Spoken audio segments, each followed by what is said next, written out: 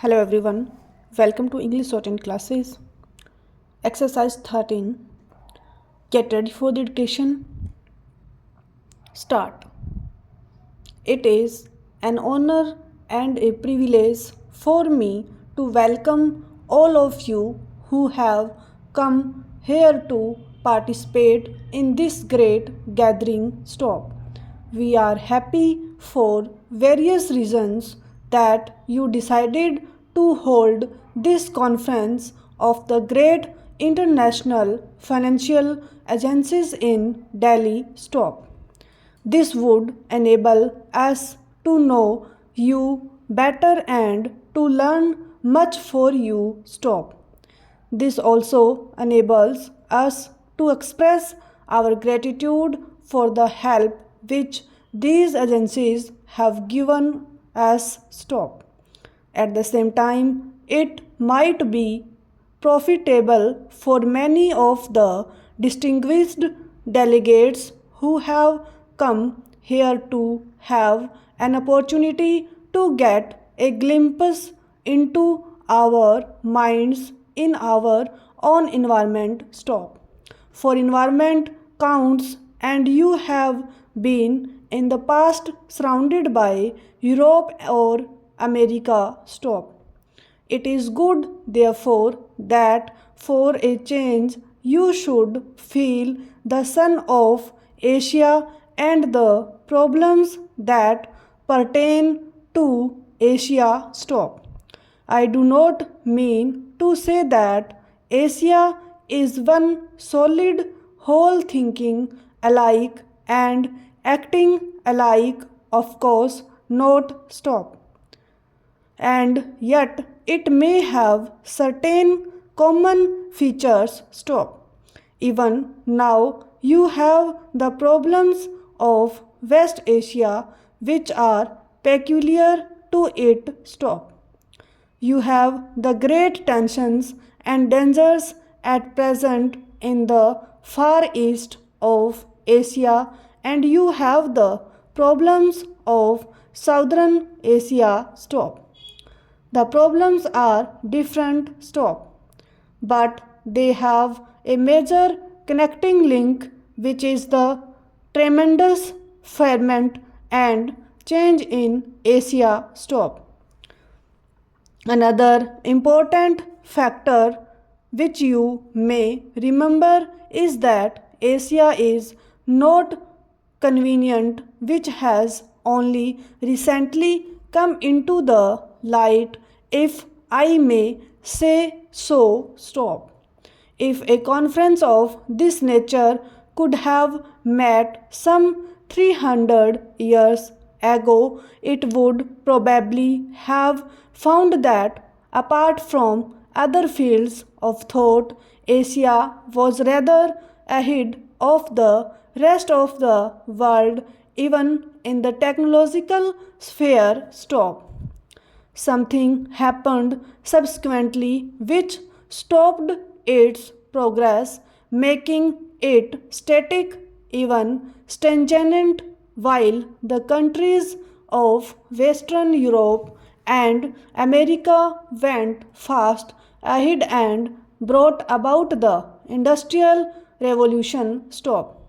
Europeans came to India because India was a producer not of raw materials but of manufactured goods which went to Europe and elsewhere. Stop. It had as high a standard of living as most other countries then, and even higher. Stop. With the Industrial Revolution, changes took place with an ever increasing rapidity, which made the industrialized communities of the West wealthier, while for a variety of reasons we in the countries of Asia actually went backwards. Stop. The pace of progress through science and technology is tremendous in countries where these have been developed to help economic growth, while on the other hand, countries like India struggle hard just to keep themselves going. Stop. It is a life and death struggle, not for a group here or a group there, but for the nation as a whole, for the 400 million people who live here. Stop. Therefore, I want you to feel this human element in our thinking and in our continual struggle and the strain with which we have to face this problem. Stop. No doubt we have to look upon the problem from the point of view of our resources, but even more important is the human element involved in it and the deep ferment going on in the minds of hundreds of millions of people. Stop.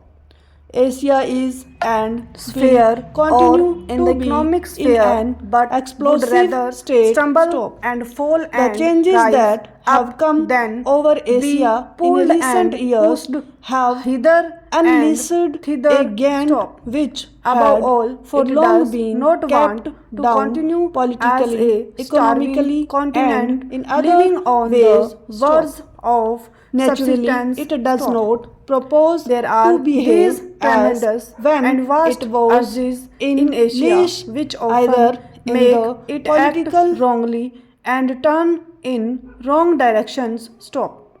Let us try to restrain them, but let us try to understand these long suppressed urges which are coming up. Stop. In a political sense, the world is divided in various ways: the communist world, the anti communist world, and the countries which may be called non communist but not ranged in any anti group. Stop.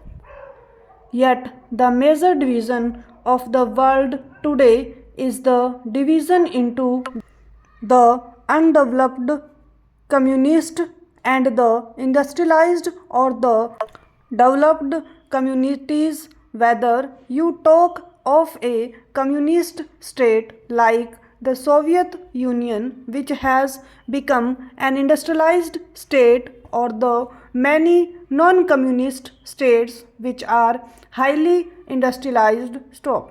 Though the latter may differ in their politics and in their economic theories, in the final analysis they worship the same God, the God of industrialization, of higher production, and the utilization of nature's power and resources to the greatest advantage. Stop.